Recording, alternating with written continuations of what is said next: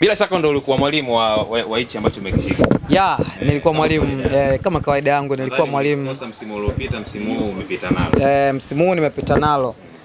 Hili ni kombe la mshindi wa tatu au ni kombe la ufunguzi wa mechi ya fainali.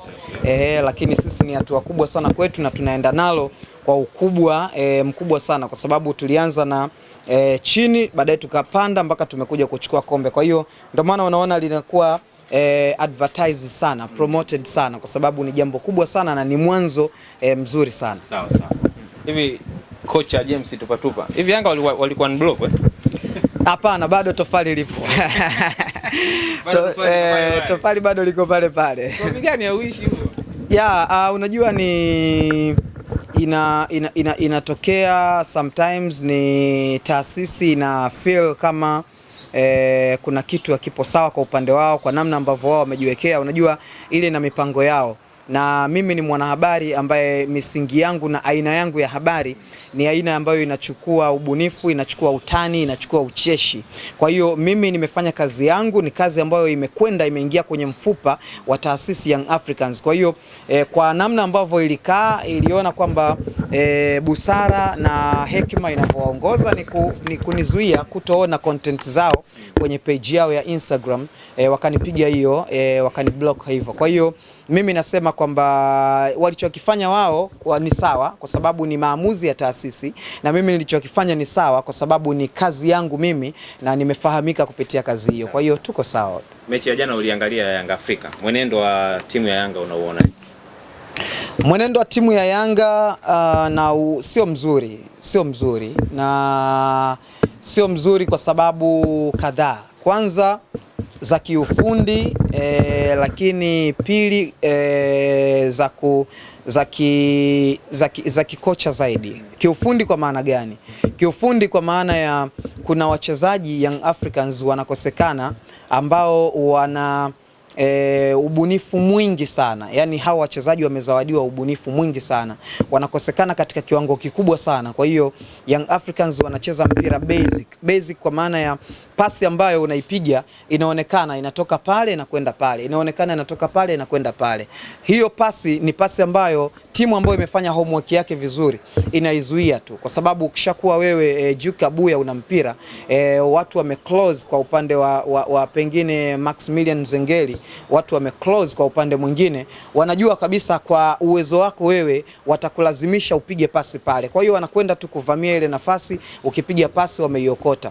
Kwa hiyo anakosekana mtu ambaye wenyewe wanasema ni muongo, kwenye lugha ya mpira tunatumia hivyo, au kwenye lugha nyingine ya kukera wanatumia disguise man. Yani mtu ambaye ni muongo tu, anaweza akageukia huku lakini ile pasi akaipiga kaenda kule.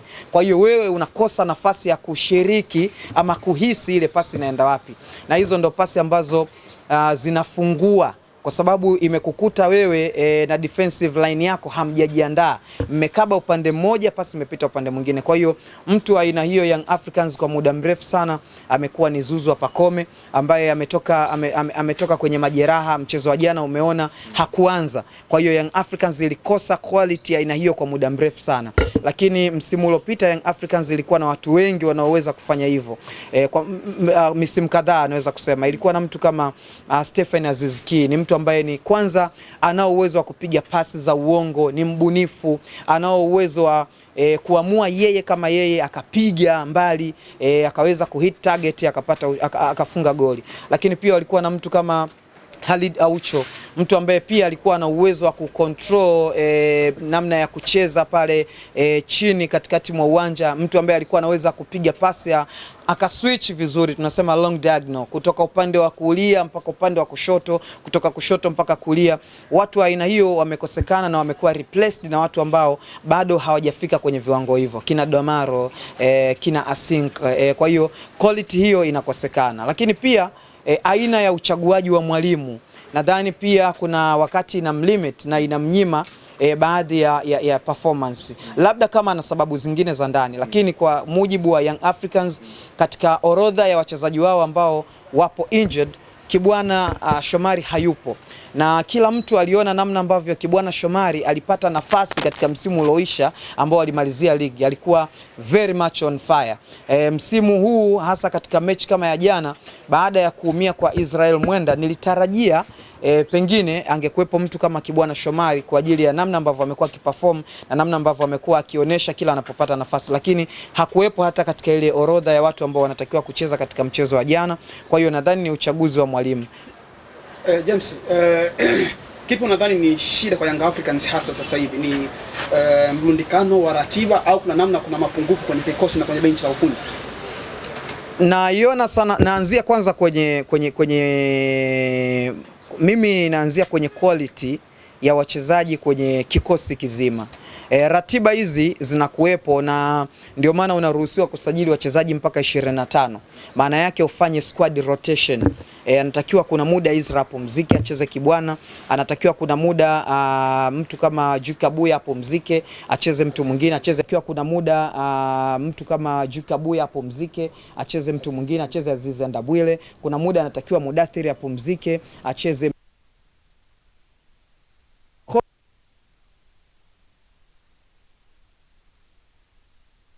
awe na quality hiyo hiyo au zaidi ya hiyo. Shida ndio inakuja hapo, kitu ambacho misimu miwili au mitatu iliyopita kwa Young Africans walikuwa nacho hicho kitu. Yani kuna muda ilikuwa unaiangalia ile Young Africans kule benchi, kuna Clatous Chota Chama, ndani kuna Aziz Ki, unaona bwana, alafu hapo ndani kuna Zuzu Pakome, hapo ndani kuna mtu kama Halid Aucho. Kwa hiyo quality.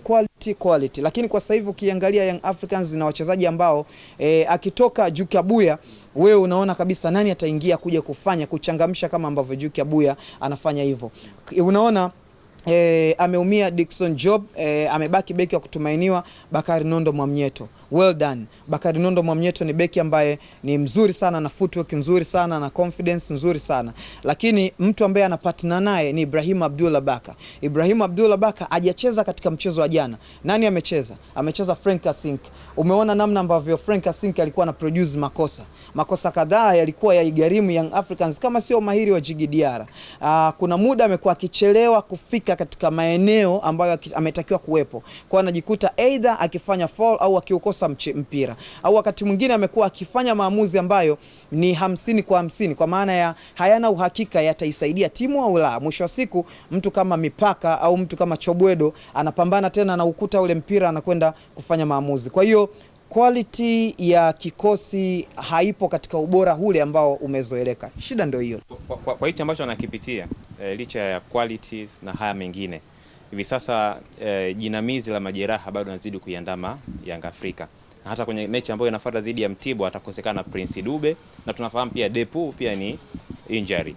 Na kwenye upande wa ulinzi Ibrahim Abdullah Baka pia Dickson Job pia wameumia. Kwa hiyo Yanga hivi sasa jinamizi la majeraha linazidi kuwaandama. Na hii hali ambayo wanapitia ina nini unakiona kwenye upande wa kuzalisha alama kama wachezaji muhimu wanazidi kupata injury kila kukicha? Inabidi mwalimu atumie nguvu ya ziada kwa sababu kwa namna ambavyo nafahamu mimi kushinda kuna vitu kadhaa. Msingi wa kwanza kabisa ni ufundi ule wa asili, yani wewe una nini ambacho umejaliwa na Mungu, lakini mwalimu amekupa nini toka ukiwa mdogo. Hilo cha kwanza. Lakini ukiachana na hilo kuna motivation. Motivation ni jambo la pili ambalo ni more psychological, linaweza kukuboost psychology yako ukafanya jambo. Kwa hiyo mimi nadhani kwa sababu kwa muda huu dirisha limeshafungwa la usajili na kikosi ambacho kipo ndio kile ambacho kipo tunakiona, kabla ya kuingia kwenye dirisha lingine la usajili inabidi level ya motivation kwa wachezaji iongezeke zaidi. Either kuongea nao sana, kuwaonesha, kuwaeleza kwamba wao ni muhimu kiasi gani, lakini pia hizi motivation nyinginezo kama tunavyosikia timu nyingine zinaahidi fedha, unaona bwana, tunasikia timu nyingine zinaahidi Kwa hiyo hii inaweza kuboost morali kiupande wa saikolojia, kwa sababu ukisema kiufundi, ufundi of course mtu anaweza yani anajituma katika eneo ambalo anaweza, lakini unapomwambia labda pengine kuna kitu cha ziada, kitu fulani, anaweza akasema okay, sasa hapa napigana kufa na kupona, pengine hicho kinaweza kusaidia. James, Farid Musa nafahamu, unamfahamu vizuri. Yes. Hakuna taarifa ya injury na haonekani kwenye kikosi. Nyakati hizi unadhani alikuwa na nafasi ya kuisaidia Young Africans kuongeza nguvu? Ya sana, alikuwa na uwezo huo wa kuisaidia Young Africans kwa sababu ni mchezaji ambaye anatumia vizuri mguu wake wa kushoto, anao uwezo wa kufinya, kuassist, wa kuscore. Ni mchezaji ambaye mara kadhaa huwa ana uwezo wa hata pale ambapo mna pressure kudanganya, yes, akaweka pasi sehemu nyingine. Anao uwezo wa kupiga chenga, anao uwezo wa kudrive. Kuna muda unaiona Young Africans ina struggle kutoka katika eneo moja kwenda sehemu nyingine, yani kwa maana ya hakuna mtu ambaye anaweza akachukua mpira akadrive vizuri. Watu wengi wamekuwa kama kidogo wameshuka. Mwisho wa siku mara nyingi inabidi tu Bakari Nondo Mwamnyeto apige mipira mirefu, watu ambayo mara huwa inakuwa ni 50-50, kwa sababu mpira ukishakuwa mrefu tayari unatoka kwenye accuracy kwa asilimia kubwa. Lakini hapokuwepo mtu kama Farid, ukijumumuishia na mtu kama bwana Mohamed Hussein Shabalala, inakuwa combination nzuri nadhani, na inakuwa rahisi kuvuka kutoka katikati kuelekea kwenye eneo la wapinzani. Kwa hiyo angeweza kusaidia, lakini ndio hapo tunarudi kwamba kuna mambo yapo katika timu hayaji nje ya kiutawala, ya kiuongozi, kwa maana ya benchi la ufundi. Sijajua mwalimu anaona nini, sijajua uongozi unaona nini. Farid wanaye, na niliwahi kumsikia siku moja anasema, mimi sina shaka hata kama sichezi, hata kama niko vizuri, as long as nalipwa mshahara, maisha yangu yanaendelea, wala sina complain, kwa sababu mwisho wa siku mimi natakiwa nipate fedha. Kwa hiyo kama napata fedha, niko nje, hakuna shida. Kwa hiyo nadhani kuna haja ya uongozi kuangalia, kukichekecha tena kikosi chake. Kwa wale watu ambao wanaona wanaweza kusaidia walau kwa namna moja au nyingine, waingie kwenye kikosi, pengine hata kama kuna tofauti kadhaa.